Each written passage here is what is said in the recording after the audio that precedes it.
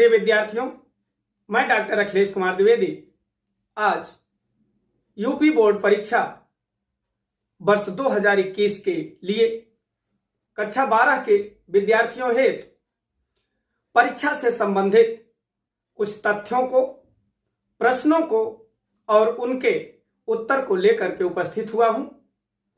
मैं यह आशा करता हूं कि मेरे द्वारा बताए गए प्रश्नों, तथ्यों के ऊपर निश्चित रूप से आप विचार करेंगे, देखेंगे, अध्ययन करेंगे, उस पर चिंतन करेंगे, जो आगामी परीक्षा में आपके लिए रामबाण सिद्ध होगा, ऐसा मेरा अपना विश्वास है। तो प्रिय विद्यार्थियों, आपकी सुविधा तथा शब्द ज्ञान को बढ़ाने हेतु हम सर्वप्रथम कुछ पारिभाषिक शब्दों के अर्थ को बताने का प्रयास कर रहे हैं। प्रायः आप सभी इन शब्दों का प्रयोग बराबर करते हैं, किंतु इनके वास्तविक अर्थों का ज्ञान नहीं होता है। इसलिए जो हम बताने का प्रयास कर रहे हैं, आप उन्हें ध्यानपूर्वक समझने का प्रयत्न करेंगे, जिससे आपको व्याख्या, जीवनी तथा अन्य संबंधित प्रश्न तैयार करने में आपको बहुत सहायता मिलेगी। सर्वप्रथम हम देखते हैं अभिनय। अभिनय किसे कहते हैं? किसी व्यक्ति या चरित्र का प्रतिरूप बनकर उसकी मुद्राओं एवं क्रियाकलापों की नकल करना ही अभिनय कहलाता है। अब हम देखते हैं अनुकृति। किसी रचना, चित्र या कलात्मक कृति की नकल की हुई प्रतिलिपि को हम अनुकृति कहते हैं। अब देखते हैं आंचलिक उपन्यास। आंचलिक उपन्यास किसे कहते हैं? जो उपन्यास किसी क्षेत्र विशेष की संस्कृति, वातावरण एवं समस्याओं को आधार बनाकर के लिखा जाता है, उसे हम आंचलिक उपन्यास की संज्ञा देते हैं। दृष्टांत के लिए फणीश्वर नाथ रेणु जी का मैला आंचल। अब हम देखते हैं बच्चों आलोचना। किसी रचना के गुण दोषों के निष्पक्ष विश्लेषण को हम आलोचना कहते हैं। इसे समालोचना और समीक्षा के नाम से भी हम जानते हैं। इतिहास। इतिहास किसे कहते हैं? भूतकालीन घटनाओं एवं तथ्यों के क्रमबद्ध तथा तिथिबद्ध विवरण को हम इतिहास कहते हैं। दृष्टांत के लिए जैसे आचार्य रामचंद्र शुक्ल जी का हिंदी साहित्य का इतिहास। अब देखते हैं उपन्यास।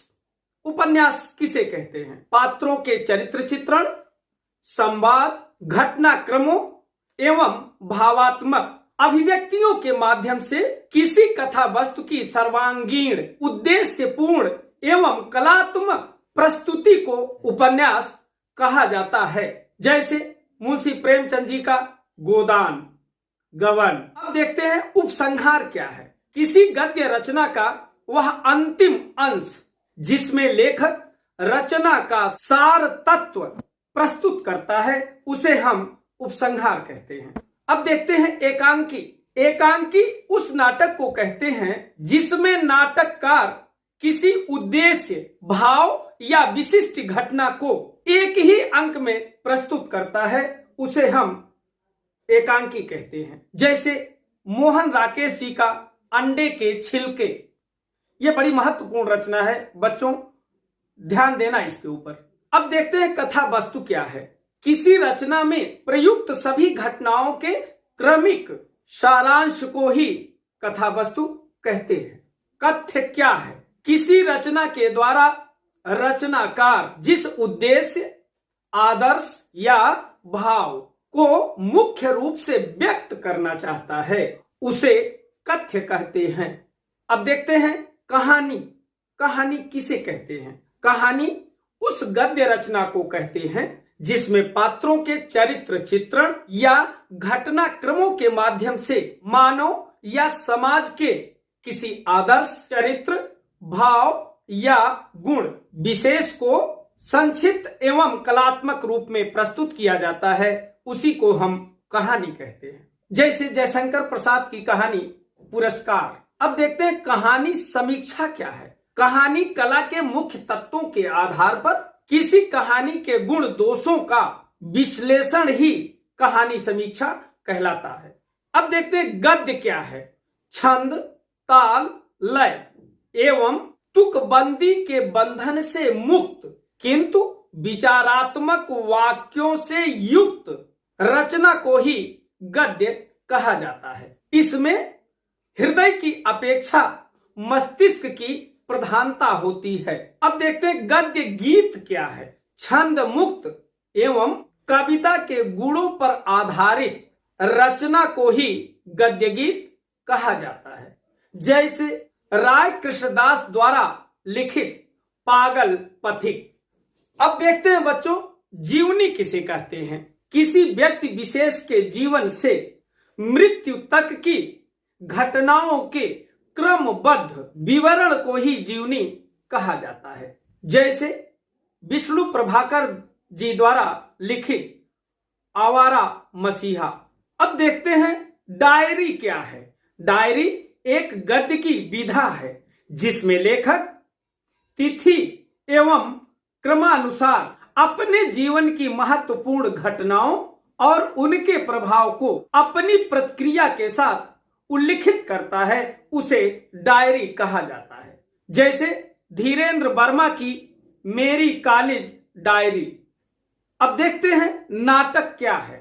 रंगमंचीय साधनों द्वारा अभिनय के माध्यम से समाज में किसी उच्चादर्श की स्थापना कराने वाली एक से अधिक अंक युक्त दृश्यात्मक साहित्यिक विधा को नाटक कहा जाता है। जैसे पंडित लक्ष्मी नारायण मिश्र द्वारा लिखित गरुड़ध्वज नाटक। अब देखते हैं नायक किसे कहते हैं। किसी रचना का वह मुख्य पुरुष पात्र जो उसकी कथा वस्तु, कथ्य एवं घटनाओं का वर्ण हो, जिसके प्रति सामाजिकों की सहज सहानुभूति हो और जिसे कथा वस्तु में मुख्य फल की प्राप्ति कराई गई हो, उसे नायक कहा जाता है। जैसे श्री रामचरितमानस में श्री राम। अब देखते हैं निबंध किसे कहते हैं। निबंध वह गद्य विधा है जिसमें लेखक सीमित आकार में किसी विषय की सर्वांगीण स्वच्छंद एवं सुव्यवस्थित व्याख्या प्रस्तुत करता है। जैसे डॉक्टर नगेंद्र की आलोचक की आस्था। अब देखते हैं पत्रकारिता क्या है। किसी समाचार पत्र, रेडियो या दूरदर्शन केंद्र आदि के लिए समाचारों का संग्रह, प्रेषण, लेखन, विश्लेषण, संपादन या नियोजन संबंधी कार्य को पत्रकारिता कहते हैं। भाषा किसी क्षेत्र विशेष में मान्य ध्वनि संकेतों के नियमानुसार तैयार किए गए अभिव्यक्ति के साधन को भाषा कहा जाता है। इसके माध्यम से व्यक्ति एक दूसरे के भावों को ग्रहण करता है।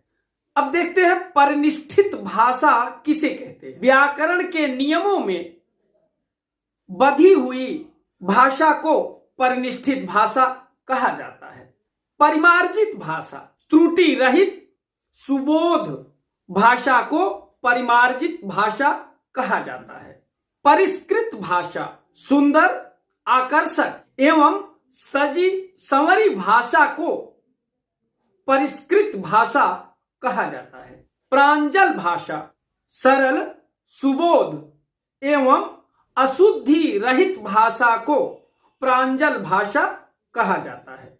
मिश्रित भाषा एक से अधिक भाषाओं के समन्वय पर आधारित भाषा को मिश्रित भाषा कहा जाता है।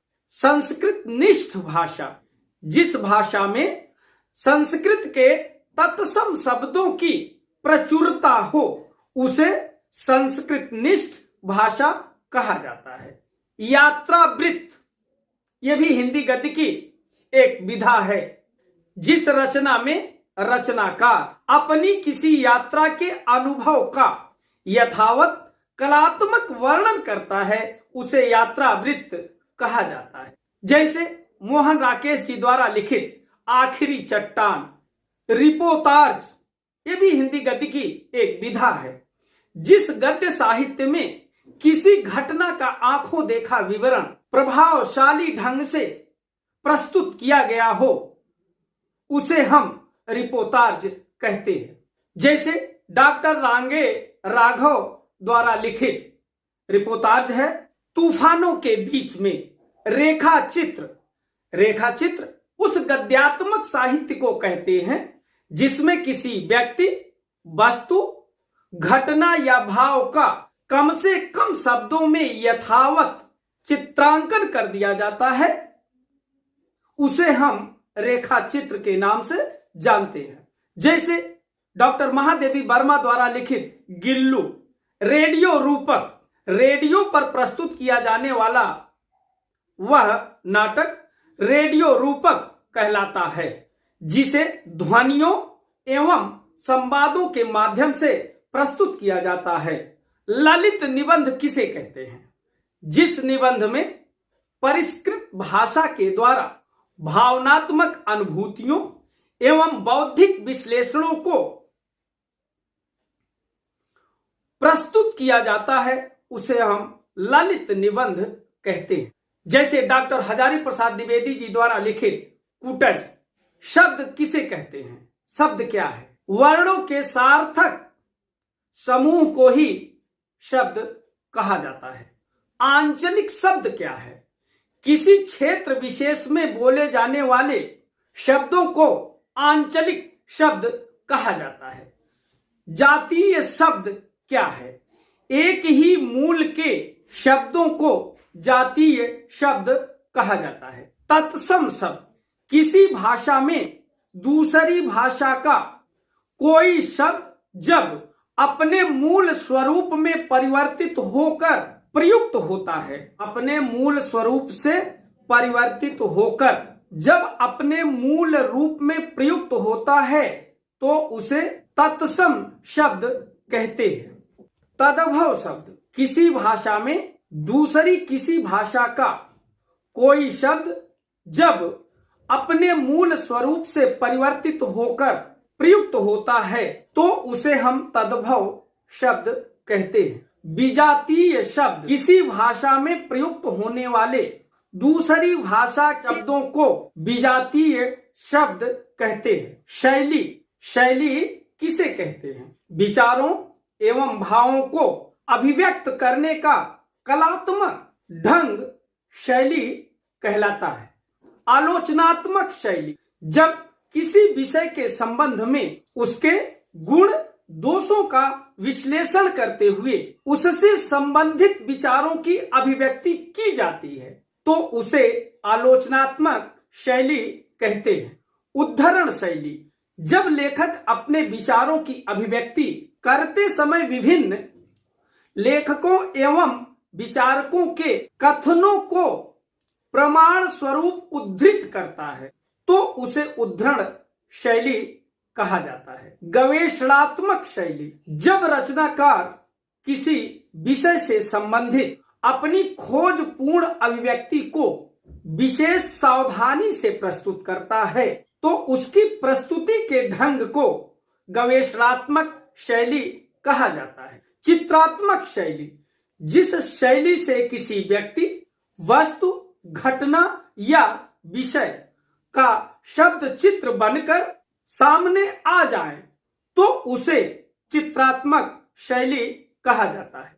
भावात्मक शैली हृदय स्पर्शी एवं भावनाओं को प्रबल करने वाली आलंकारिक काव्यात्मक शैली को भावात्मक शैली कहा जाता है। वर्णनात्मक शैली वह शैली जिसमें किसी वस्तु या घटना के वर्णन की प्रधानता हो उसे वर्णनात्मक शैली कहा जाता है। विचारात्मक शैली जिस शैली में रचनाकार के विचारों की प्रधानता हो उसे विचारात्मक शैली के नाम से जाना जाता है। विवरणात्मक शैली जिस शैली में किसी विषय के सभी पक्षों का पूर्ण विवरण देते हुए अभिव्यक्ति की जाती है उसे विवरणात्मक शैली कहा जाता है। विवेचनात्मक शैली जिस शैली में किसी विषय के अंग प्रत्यंग का वर्णन एवं विवेचन किया जाए उसे विवेचनात्मक शैली के नाम से जाना जाता है। व्यंग्यात्मक शैली किसी विषय वस्तु की व्यंग के रूप में की गई प्रस्तुति को व्यंग्यात्मक शैली कहा जाता है। सूत्र शैली, जिस शैली में सूत्र वाक्य देकर फिर उसकी व्याख्या की जाती है, उसे सूत्र शैली कहते हैं। अब देखते हैं संस्मरण किसे कहते हैं। यह हिंदी गद्य साहित्य की ही विधा है। जब किसी घटना या स्मरणीय तथ्य को सशक्त व रोचक भाषा शैली के प्रयोग से यथार्थ के निकट लाकर अधिकाधिक मूर्त रूप में प्रस्तुत किया जाता है तो उसे संस्मरण कहते हैं। सूक्ति किसे कहते हैं? सूक्ति ये 3-3 नंबर का आता है, गद्य में भी और पद्य में भी। और 3 नंबर की सूक्ति संस्कृत दिग्दर्शिका से भी आती है। किसी महत्वपूर्ण शाश्वत सत्य के संबंध में की गई संक्षिप्त उक्ति या कथन को ही सूक्ति कहा जाता है। दृष्टांत के लिए जैसे प्रेम की भाषा शब्द रहित है।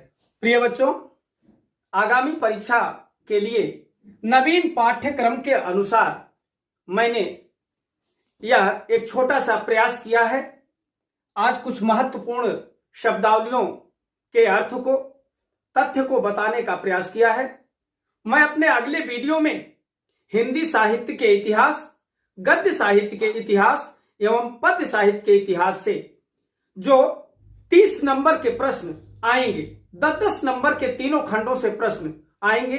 ये प्रश्न बहुविकल्पी होंगे। तो इन बहुविकल्पी प्रश्नों को लेकर मैं अपने अगले वीडियो में यथाशीघ्र प्रस्तुत करने की कोशिश करूंगा। तब तक मैं आपसे अपेक्षा करता हूं कि आप इस वीडियो को देखेंगे और इन तथ्यों को समझने का प्रयास करेंगे। धन्यवाद।